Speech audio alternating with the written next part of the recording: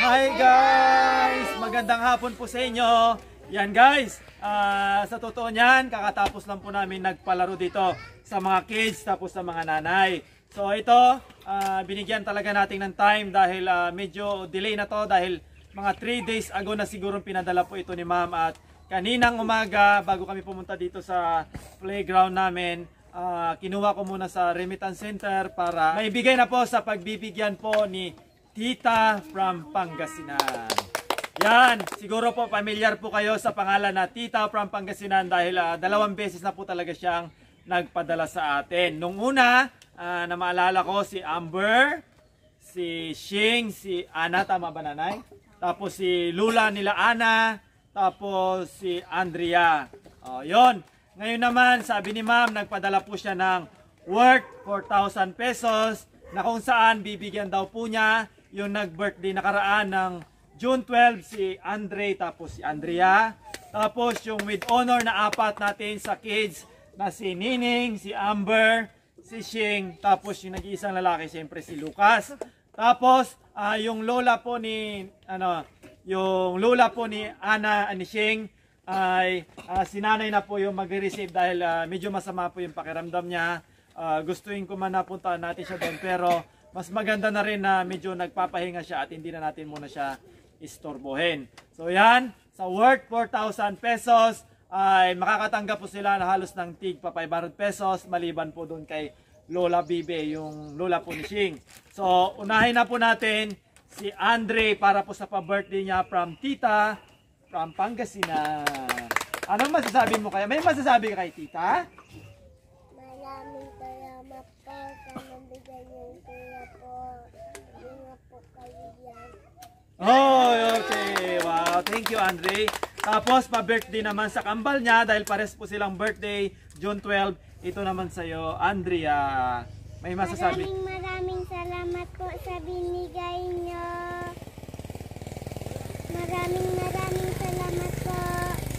Okay. I love you po.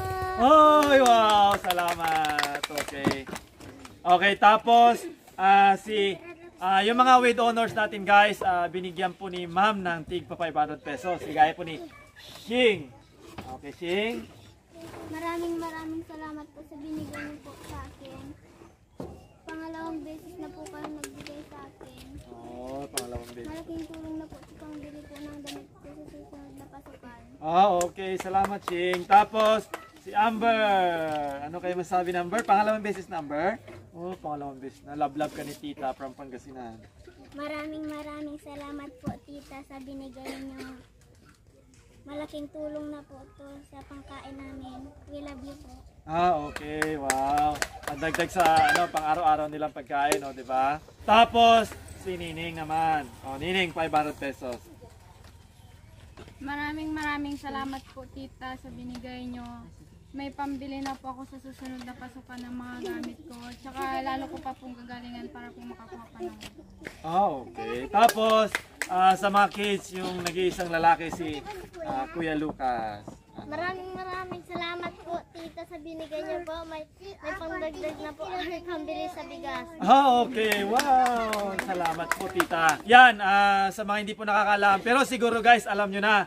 Ako po bilang tatay ni Lucas, thank you din po ako kay Tita ng from Pangasinan dahil napakalaking blessing na po yung binigay nyo kay Lucas. Yun, bibili ko po ng mga school supplies niya, pandagdag.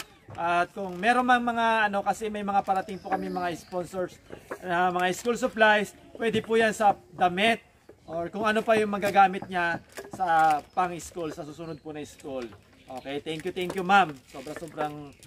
Sobrang thank you talaga. Okay, tapos yung pinakalas talaga guys na isang love naman ni Tita from Pangasinan ay si Lola Bibe. Yun po yung lola nila Shing at nanay mo nanay nanay po ni nanay Tiring.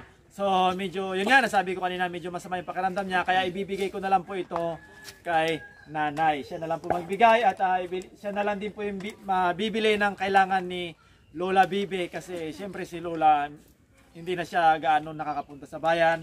At alam nyo na po yung medyo kalagayan niya, medyo matanda na kasi. Nanay, may masasabi ka ba kay Tita?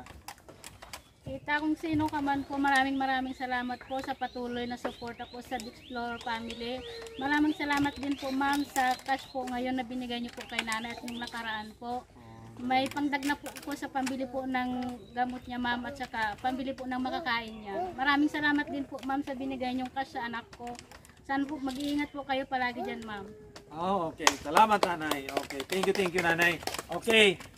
Lubos po kami nagpapasalamat, tita from Pangasinan, kasi ayaw pong banggitin ni ma'am yung pangalan niya. Siyempre kasi alam nyo naman po, meron talagang tao na ganyan guys. Kapag tumutulong, kahit naman hindi talaga mabanggit yung pangalan, parang alias na lang ganon. Pero grabe, isa po kami sa pinakamaswerte. Masasabi kong pinakamaswerte dahil hindi po kami kilala, pero tignan nyo naman po, sobrang lalaki ng mga blessing na binigay po nila sa amin. At hindi lang sa mga bata, meron sa mga nanay. Grabe, sobra-sobra. Speechless nga kumbaga, pero grabe. Mas pagbubutihan pa po namin kung ano po yung mga nakikita nyo ngayon.